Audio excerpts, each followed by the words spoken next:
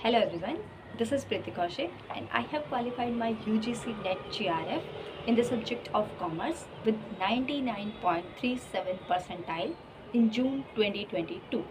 आज हम डिस्कस करने वाले हैं कि किस तरीके से मैंने फर्स्ट अटेम्प्ट में अपना GRF क्वालिफाई किया। I am basically doing masters of commerce from Delhi school of economics, department of commerce, university of Delhi, right. तो मैं जब यहाँ पे आई थी दिल्ली में तो मैंने हॉस्टल ज्वाइन किया था, राजीव गांधी गर्ल्स हॉस्टल। तो उस टाइम पे मतलब मेरे मन में भी ये था कि भाई मेरे को भी जीआरएफ निकालना है, वो भी फर्स्ट अटेम्प्ट में जीआरएफ निकालना है, कैसे करूँ क्या करूँ।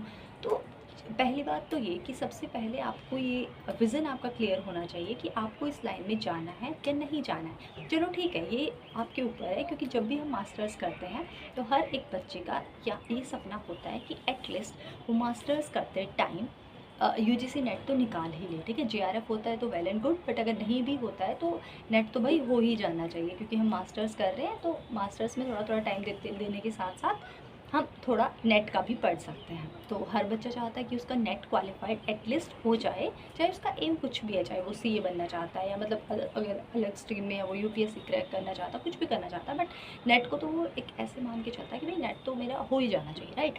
ऐसी कोई बड़ी बात नहीं है कि आपका नेट नहीं हो सकता है या फिर आप उसको सेकेंडरी लेके चल रहे हो तो आपका नेट होने के चांसेस कम है। नहीं, ऐसा नहीं होता, बट हाँ आपको थोड़ा डेडिकेटेड होना पड़ेगा। अगर मैं अपनी जीआरएफ के बारे में बताऊं कि किस तरीके से मेरी जीआरएफ जर्नी रही है, तो कुछ प्रॉब्लम सबके साथ आती हैं, या मतलब कुछ आप कह सकते हो ऑब्स्टेकल्स, प्रॉब्लम्स, उन सबको फेस करते हुए हमें निकलना पड़ता है और हमें अपने एम से नहीं हटना होता है, राइट। देखो, बेशक से ये हमारा हो सकता है कुछ बच्चों के लिए ये हार्ड ना हो या बोलने में आता है, जब इसकी तैयारी शुरू करते हैं तो हर बच्चे को पता चलता है कि हाँ इसका लेवल है एक। वैसे भी अगर आप गूगल पे सर्च करोगे तो इंडिया के टॉप 10 हार्डेस्ट एग्ज़ाम में से एक एग्ज़ाम है यूजीसी नेट जीआरएफ, राइट। इसको क्वालिफाई करना इतना आसान तो नहीं है जितना कि बोलने के लिए होता है, राइट, बट इतना मुश्किल भी नहीं है जितना हम सोचते हैं, राइट। देखो, अगर मैं कर सकती हूँ तो आप लोग बिल्कुल कर सकते हो, ऐसी कोई बड़ी बात नहीं है। ज़रूरी नहीं है कि आप क्लास के टॉपर हो तभी आप जीआरएफ निकाल सकते हो, ऐसा कुछ भी नहीं है। आप एवरेज स्टूडेंट हो, आपका दिल कर रहा है नेट निकालने का, निकाल सकते हो, राइट। बस स्ट्रेटजी आपकी सही होनी चाहिए। मैंने जब अपना जीआरएफ दिया था तो उस टाइम पे मैंने 8 घंटे डेली अपनी पढ़ाई को दिए हैं और मेरे को लगे होंगे आराम से अराउंड 4 to 5 मंथ्स आराम से लगे होंगे। ऐसा नहीं है कि 4 to 5 मंथ्स में मैं बिल्कुल 8 घंटे देती रही हूँ, बट स्टिल ऐसा ज़रूर हुआ है कि मैंने 2 महीने तो दिए होंगे 8 घंटे केवल जीआरएफ को ही, राइट, क्योंकि बीच में एमकॉम के भी एग्ज़ाम आ जाते हैं और भी बहुत सारी चीज़ें होती हैं जिनको हमें मैनेज करके चलना पड़ता है, बट ये कोई बड़ी बात नहीं है।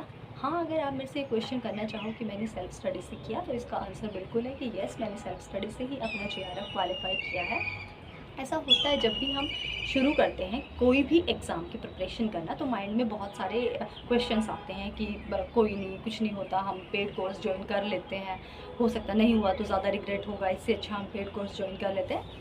ऐसा कुछ नहीं होता है। वैसे ऐसा होता है कि भाई पेड कोर्स वाले भी आपको गाइडलाइंस प्रोवाइड कराते हैं, ठीक है, वो अपने अकॉर्डिंग आपको स्ट्रेटेजी प्रोवाइड कराते हैं, बट एट द एंड जब आप देखोगे अगर आप पेड कोर्स ले भी लेते हो उसके बाद भी कुछ टाइम के बाद आपको ऐसा रियलाइज़ होगा कि नहीं, मैं अगर अपनी अंडर ग्रेड्स वाली बुक्स को उठा के खुद से पढ़ूँ, क्योंकि मैं पहले पढ़ चुका हूँ तो मैं ज़्यादा अच्छा पढ़ सकता हूँ, बजाय कि जो ये कोचिंग सेंटर्स वाले जब बिल्कुल बेसिक से शुरू करते हैं और उन पे कई दिन लगा देते हैं, जबकि वो बेसिक्स हमारे ऑलरेडी क्वालिफाई होते हैं। तो मेरे अकॉर्डिंग मैंने किस तरीके से क्वालिफाई किया है वो मैं आपके साथ शेयर करना चाहती हूँ। देखो, सबसे पहले आपके पास सिलेबस का प्रिंट आउट होना चाहिए, ठीक है। ये यूजीसी नेट के सिलेबस का प्रिंट आउट है, ये मैंने ले रखा है और मैंने स्टेपल वगैरह कर रखा है अच्छे से। इसको मैंने पूरे कवर अप कर रखा है, पेंसिल्स वगैरह यूज़ कर करके मैं बहुत यूज़ करती हूँ।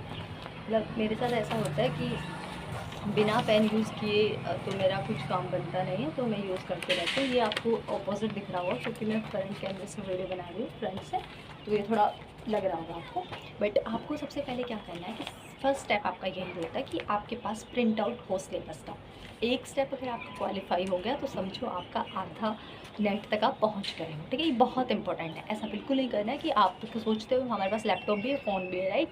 तो अगर हम लैपटॉप से पढ़ रहे हैं तो फ़ोन में देख लेंगे सिलेबस को, और फ़ोन से पढ़ रहे हैं तो लैपटॉप में देख लेंगे। नहीं, print out is must, right. सबसे पहले आपने प्रिंट आउट लिया तो आप जब उसको खोल के देखोगे तो आपको पता चलेगा कि पेपर 1 एंड पेपर 2 में आपके पास 10 यूनिट्स हैं, राइट। 10 यूनिट्स पेपर 1 के, 10 यूनिट्स पेपर 2 के हैं।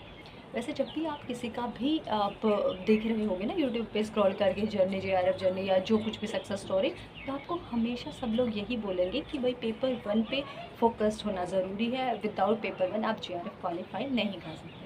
बट ऐसा बिल्कुल भी नहीं है, मेरे केस में ये बिल्कुल अपोजिट रहा है। पेपर 1 मेरा बिल्कुल भी अच्छा नहीं था, बट स्टिल पेपर 2 मेरा बहुत अच्छा था। तो पेपर 2 में मेरा अच्छा स्कोर होने की वजह से मेरा जेआरएफ क्वालिफाई हो गया। तो ऐसा बिल्कुल नहीं है कि भाई अगर आपका पेपर 1 स्ट्रॉन्ग नहीं है और आप पेपर 2 पे भी टाइम नहीं दे रहे तब तो नहीं होगा, बट आपका पेपर 2 ज़्यादा स्ट्रॉन्ग है और पेपर 1 में आपके सिर्फ क्वालिफाइंग मार्क्स आ जाते हैं, 40% चाहिए होते हैं, तो आपका जेआरएफ इजीली क्वालिफाई हो जाएगा, इसमें कोई बड़ी बात नहीं है।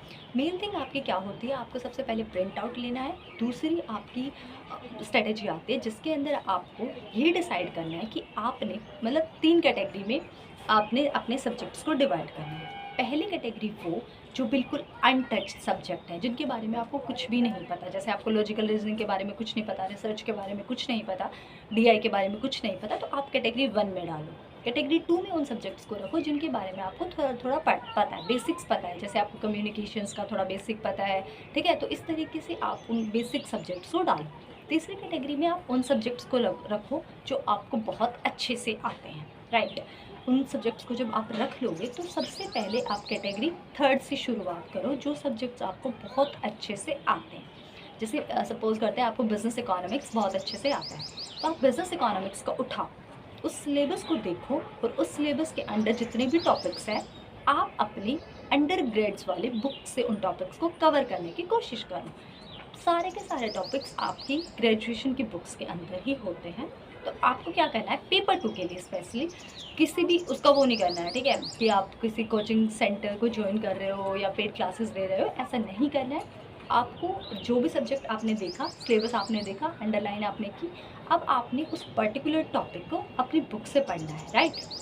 अगर आपको टॉपिक समझ नहीं आ रहा तब आपको वो टॉपिक यूट्यूब करना है, राइट। और आपको जैसे ही आपका एक सब्जेक्ट कंप्लीट होता है उसी की तुरंत बाद आपको प्रीवियस ईयर लगानी है। PYQs is the key for JRF, right. अगर आपने प्रीवियस ईयर को लगा रखा है, अच्छे से अटैम्प्ट कर करके देखा हुआ है, तो आपका JRF कोई नहीं रोक सकता, राइट। जैसे आपने बिजनेस इकोनॉमिक्स कंप्लीट किया उसी टाइम से अब बिल्कुल लेटेस्ट वाले, जैसे मैंने जब अपना 2022 में अटैम्प्ट दिया है तो मैंने 2018 से लेके 21 तक के लेटेस्ट प्रीवियस ईयर किए हैं, ठीक है। तो ऐसे ही आपने बिल्कुल लेटेस्ट वाले लेने हैं, जैसे आप 2018 या 19 से ले सकते हो प्रीवियस ईयर जितने भी है। पहले आपने सिर्फ बिजनेस इकोनॉमिक्स के आपने वो सारे प्रीवियस ईयर क्वेश्चन पेपर्स लगाने हैं, राइट। क्वेश्चन जब आप सोल्व करते जाओगे तो आपके अंदर कॉन्फिडेंस आएगा, और ऐसा भी हो सकता है कि किसी ईयर के आपको बिल्कुल 3-4 क्वेश्चन ठीक मिले 10 क्वेश्चंस में से, किसी ईयर के आपका हो सकता है 7 से 8 क्वेश्चन ठीक मिले। तो आपको अपना कॉन्फिडेंस बिल्कुल भी गिराना नहीं है, आपको फोकस्ड रहना है। जैसे ही आपकी कैटेगरी 1 क्वालिफाई हो जाती है, यानी कैटेगरी 3, राइट, जो सब्जेक्ट्स आपके बहुत अच्छे से आपको आते थे वो आपने डन कर लिया, राइट। प्रीवियस ईयर लगा लगा के देख लिया, जो भी नया कॉन्सेप्ट आया आपने नोटबुक पे साइड में लिख लिया, और देन आपने यूट्यूब किया, गूगल किया, कुछ भी किया, लेकिन आपने उसको क्वालिफाई कर दिया, ठीक है। आपकी तरफ से वो डन हो गया। प्रीवियस ईयर में आने वाले किसी भी कॉन्सेप्ट को आपने नहीं छोड़ा, राइट, वो सब्जेक्ट आपका अच्छे से हो गया। तो कैटेगरी 3 के अंदर बाय चांस लगा लो 20 सब्जेक्ट में से आपके 7 सब्जेक्ट आते थे, ठीक है, तो वो क्वालिफाई हो गए। बचे हुए 13 सब्जेक्ट्स में से मान लेते हैं आप कि 6 आपने डाल रखे जो आपको बिल्कुल नहीं आते और 7 आपने डाल रखे जो आपको थोड़े थोड़े आते हैं। तो आपने फिर 7 सब्जेक्ट्स पे आना है जो आपको थोड़े थोड़े आते हैं, राइट, जिनका आपको बेसिक्स पता है। तो ऑफकोर्स आप क्या करोगे, सिलेबस देखना है, प्रीवियस ईयर देखने हैं। पहले सिलेबस करोगे, जो टॉपिक्स नहीं आता है यूट्यूब करोगे, गूगल करोगे, और देन आपने क्या करना है, प्रीवियस ईयर को सॉल्व करना है। प्रीवियस ईयर मस्ट है, वो तो करने ही करने हैं। तो आपका सेकंड वाला पोर्शन भी हो जाएगा। जो आपका फर्स्ट पोर्शन रह गया, बाई चांस 6 सब्जेक्ट्स रह गए, करने वो भी है सेम प्रोसेस के साथ कि गूगल करो, यूट्यूब करो, टॉपिक का हर टॉपिक्स का मतलब आपको पता होना चाहिए। लेकिन कुछ सब्जेक्ट्स ऐसे होते हैं, जैसे मेरे केस में मेरे को higher education and people and development कितना भी कर लो वो नहीं हो पाता उस लेवल का, क्योंकि हमारा बैकग्राउंड साइंस बैकग्राउंड नहीं है, ठीक है, ना ही अब करंट वगैरह हम इतना पढ़ते हैं, मतलब कॉमर्स वाले बेसिकली ऐसा होता है, वो नहीं पढ़ते हैं करंट वगैरह। तो उनका हायर एजुकेशन भी रह जाता है और पीपल एंड डेवलपमेंट भी रह जाता है। तो कोई बड़ी बात नहीं है। अगर आप 10 क्वेश्चंस को रिस्क में डाल रहे हो कि 5 क्वेश्चन आपको हायर के आते हैं ना, आपको 5 क्वेश्चंस पीपल एंड डेवलपमेंट के आते हैं, तो कोई बड़ी बात नहीं है, राइट। आप 10 क्वेश्चंस को बिल्कुल भी छोड़ के, अगर मेरी मान के आप अगर 18 सब्जेक्ट्स पे अपनी कमांड बना सकते हो, उनको बेस्ट कर सकते हो, तो उन 2 सब्जेक्ट्स को आप नेग्लेक्ट भी कर देते हो तो कोई बड़ी बात नहीं है, राइट। तो आपको इस तरीके से अपनी स्ट्रैटेजी बनानी है कि आप अपने JRF को अपने अकॉर्डिंग अपनी स्ट्रैटेजी के साथ डेली 8 घंटे पढ़ के क्वालिफाई कर सकते हो, राइट। देखो मैं आपकी हेल्प करूँगी, राइट। ऐसा नहीं है कि मैं बस सिर्फ ज्ञान दे के चली जाऊँगी। पेपर 2 कॉमर्स के सब्जेक्ट्स जितने भी हैं उनको हम एक एक करके कंप्लीट करने की कोशिश करेंगे। ये जून 2023 में आने वाले अटेम्प्ट तक कोशिश करेंगे कि पेपर 2 के सारे सब्जेक्ट्स को हम क्वालिफाई कर पाएँ, राइट, मतलब कवर अप कर पाएँ, राइट। और आपने फिर क्या करना है, सब्जेक्ट्स की जितनी भी वीडियोज़ में डालते जाऊँ वो सब देखते रहना साथ साथ, और साथ साथ प्रीवियस ईयर क्वेश्चन पेपर्स आपको लगाने ही लगाने हैं। अगर टाइम बचता है तो हम भी प्रीवियस ईयर्स क्वेश्चन पेपर लगाने में आपकी हेल्प करेंगे, राइट। तो ये थी मेरी JRF जर्नी और प्रिपरेशन स्ट्रेटेजी जो मैंने आपके साथ शेयर की। तो hope you like it. Thanks for watching. Bye bye.